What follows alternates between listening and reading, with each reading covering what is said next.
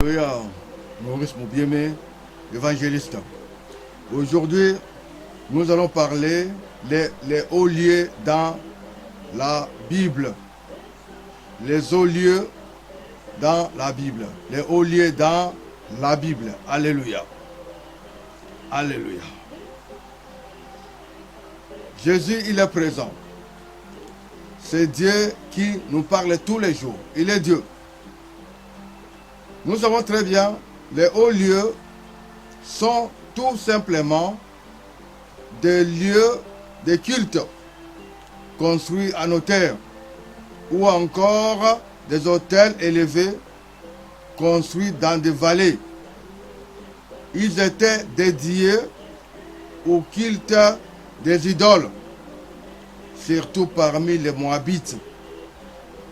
Il s'agissait des sanctuaires qui contenaient souvent un autel et un objet sacré comme une colonne de pierre ou un poteau de bois qui pouvait prendre diverses formes associées à l'objet du culte. Que ce soit animaux, les animaux, constellation, divinité et beaucoup de choses qui se passaient. Même aussi des divinités de la fertilité. C'est pour cela que la parole de Dieu nous parle. Les Israélites se détournaient sans cesse de Dieu, pratiquaient le culte de Moloch et construisaient des hauts lieux consacrés à Baal. Salomon avait construit le temple de Dieu à Jérusalem, mais par la suite, il a aussi établi en dehors de la ville des hauts lieux pour les idoles de ces femmes étrangères et les a adorées avec elles. Ce qui a provoqué la perte de son royaume. Avant la construction du temple, les peuples offraient des sacrifices sur les hauts lieux païens. Avant la construction du temple, les peuples offraient des sacrifices sur les hauts lieux païens. Et Salomon se joignait à eux. Après que l'Éternel lui fit apparaître en vie à Gabaon, il est retourné offrir des sacrifices à Jérusalem.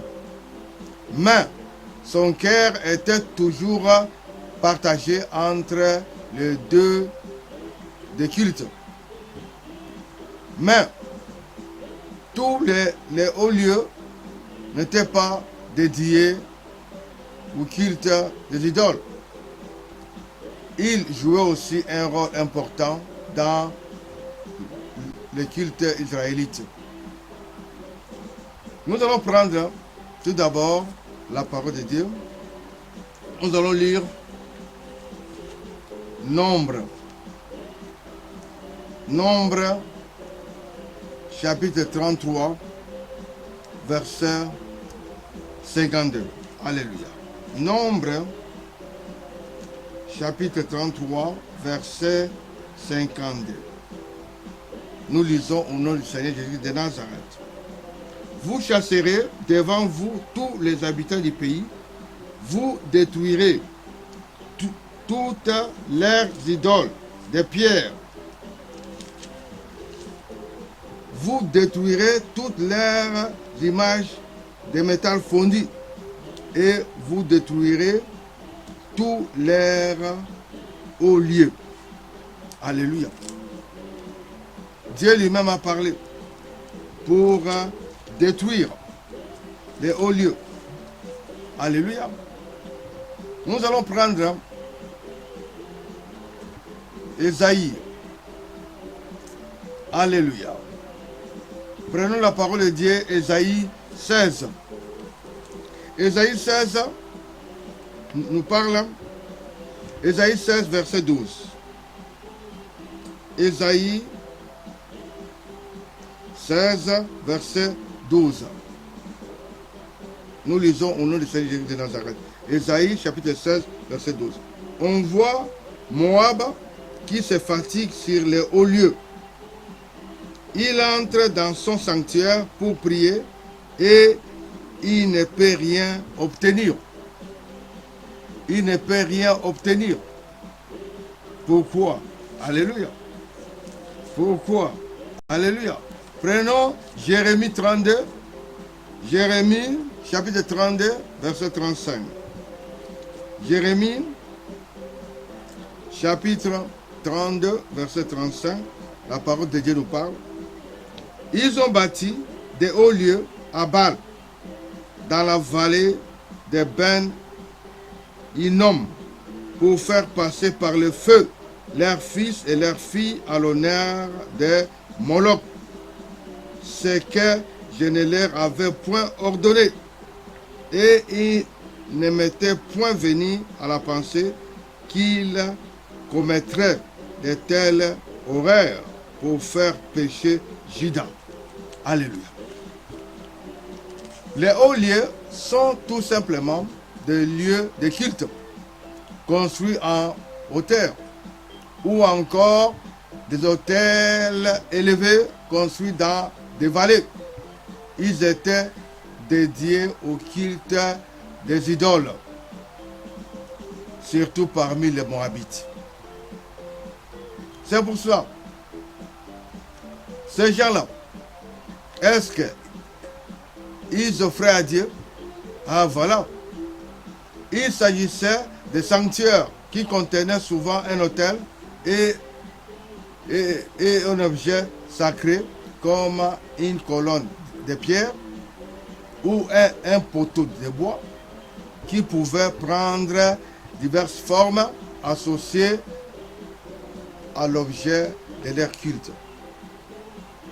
C'est pour cela les Israélites, beaucoup d'eux se sont perdus comme ça. Ils ont suivi les idoles. Ils ont servi. Ils ont fait tout cela à leur Dieu. Mais Salomon, celui qui avait construit le temple de Dieu à Jérusalem, par la suite, il a aussi établi en dehors de la ville des hauts lieux pour les idoles de ces femmes étrangères. C'est pour ça, frères et sœurs, vous devez faire votre choix. Même aussi dans beaucoup de familles, ils ont aussi beaucoup adoré. Ils ont beaucoup fait. Les esprits, des idoles. Mais c'est pour cela, Dieu nous parle. Dieu veut que des gens puissent venir à lui. Nous devons chercher Dieu avec un cœur pur, un cœur reconnaissant. Peut-être aussi, vous connaissez ça aussi vous-même, dans votre cœur. Votre cœur aussi doit parler. Vous avez un cœur, vous avez écouté, vous avez vu. Mais Dieu aujourd'hui, il a pitié de nous. Dieu veut que tout le monde vienne à lui. C'est pas aller aux idoles, à ces maisons-là, non. Mais venez à Dieu totalement avec un cœur reconnaissant. Parce que de hauts lieux, si vous allez prier pour Dieu. Gloire à Dieu. Mais si vous partez pour aller prier autre chose, non. Cela aussi, c'est contre la parole de Dieu. Vous devez changer votre vie. Vous devez donner votre vie totalement à Dieu. Vous devez être né de nouveau. Parce que il y a naître selon la chair, c'est-à-dire dans la famille, étant humain, oui, mais aussi naître aussi dans la famille de Dieu. Être enfant de Dieu, la nouvelle naissance. Comme Dieu avait dit à Nicodème, vous devez naître de nouveau. Pour marcher avec Dieu, vous devez avoir cette vie-là, la nouvelle naissance. Donnez votre vie totalement à Dieu. Il est Dieu. Vous pouvez même aussi faire une prière si surtout vous n'êtes pas encore né de nouveau. Parce que Dieu appelle. Tout enfant de Dieu doit être né de nouveau. Vous devez recevoir Jésus-Christ comme votre Seigneur et Sauveur dans votre vie. Vous pouvez aussi faire une prière pour demander à Dieu lui-même. C'est comme aussi, Dieu lui-même aussi avait dit que tout ce que vous venez à lui, tout ce que vous demandez à lui, il est Dieu. Venez à moi, vous tous qui êtes fatigués, je vais vous donner du repos. Et tout ce que vous demanderez à mon nom, je le ferai. Pourquoi? Parce que pour le Père soit glorifié dans le Fils. Il a dit ça dans Jean 14, verset 13 à 14.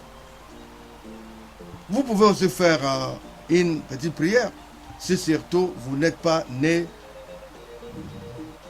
de nouveau. Vous pouvez même se dire, Père Céleste, je viens à toi au nom de Jésus-Christ, ton Fils unique, que tu as donné au monde afin que quiconque croit en lui ne périsse point, mais qu'il y ait la vie éternelle. Ta parole dit, mais à tous ceux qui l'ont reçu, à ceux qui croient en son nom, elle a donné le pouvoir de devenir enfants de Dieu, lesquels sont nés non du sang, ni de la volonté de la chair, ni de la volonté de l'homme, mais de Dieu. Et ensuite, la parole de Dieu dit, si tu confesses de ta bouche le Seigneur Jésus, et si tu crois dans ton cœur que Dieu l'a resté des morts, tu seras sauvé.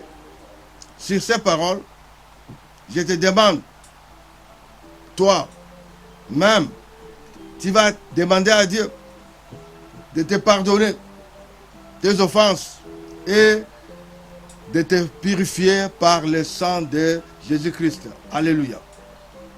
C'est pour cela, c'est par là aussi, vous devez recevoir Jésus-Christ comme votre Seigneur et Sauveur personnel.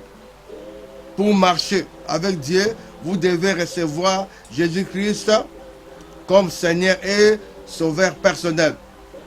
Vous devez confesser dans votre bouche, vous devez confesser le Seigneur Jésus-Christ. Vous devez croire aussi dans votre cœur aussi, Jésus-Christ, Dieu l'a ressuscité des morts. Jésus-Christ, il est vivant. Il est vivant, il est Dieu. C'est pour cela, nous savons très bien, beaucoup de familles sont bloquées. Beaucoup de familles sont bloquées, pourquoi? Parce que peut-être les ancêtres, les parents, grands-parents, ils ont fait leur culte au lieu. La parole de Dieu nous parle. Parce que ces gens-là, peut-être, ils ont dédié leur culte aux idoles. C'est pour cela, venez à lui. Vous devez confesser votre vie totalement à Dieu. Vous devez donner votre vie à Dieu. Pour venir à lui, c'est facile. C'est facile. Faites seulement votre confession. Vous devez demander à lui. Confessez tout, parlez à lui. Reconnaître votre faute, votre péché. Il faut reconnaître tout d'abord. Reconnaître tout cela. Confessez à lui, parlez avec lui, demandez à lui. Il est Dieu. Il vous voit tous les jours, à tout moment. Chez lui, il n'y a rien qui est caché. Mais seulement, vous devez vous dire ça vous-même. C'est un choix libre. La parole nous parle aussi.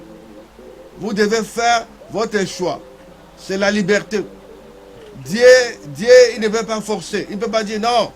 Mais seulement vous-même, vous devez prendre votre décision personnelle. Vous devez changer votre vie. Il ne faut pas rester là-bas. Non. Venez à lui aujourd'hui. Venez à lui. Venez à lui.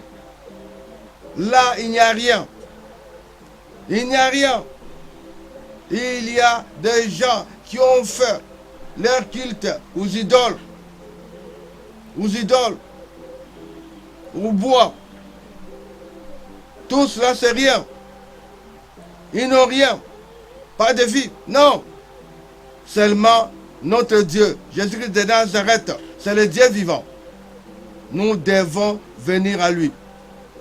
Nous devons donner notre vie totalement à lui. Venez avec lui avec un cœur sincère. Les hauts lieux sont là pour tuer, pour torturer, pour égorger, pour faire du mal. Les hauts lieux sont là pour déclarer tout ce qu'ils ont fait. Les aïeux, les grands-parents, ils ont fait quoi? Mais seulement aujourd'hui, il faut venir à Dieu totalement. Même si vous ne connaissez rien, seulement parlez avec Dieu. Dieu connaît tout cela. Dans leur dossier, Dieu connaît tout cela. Demandez à lui, à Dieu. Demandez à Dieu. Il est Dieu. Il faut confesser à lui. Il faut confesser à lui. Nous devons confesser avec un cœur sincère. C'est la repentance. La repentance.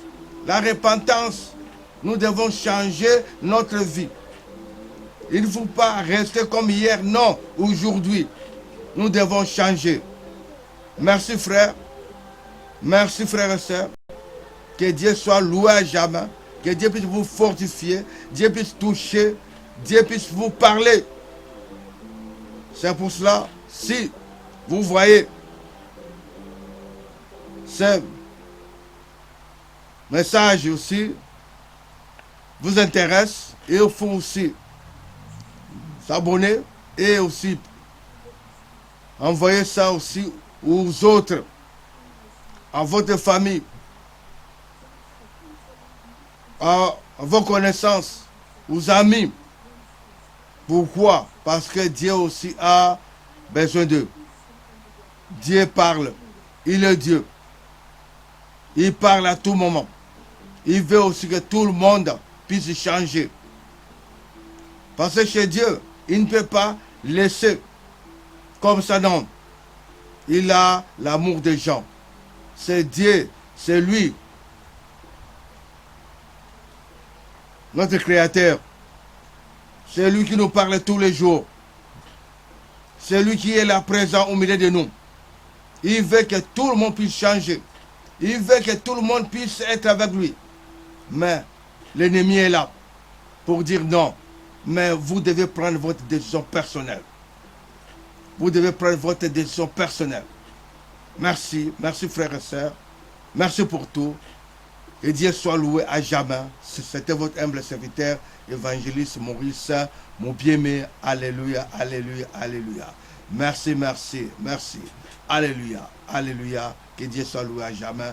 Amen, amen, amen.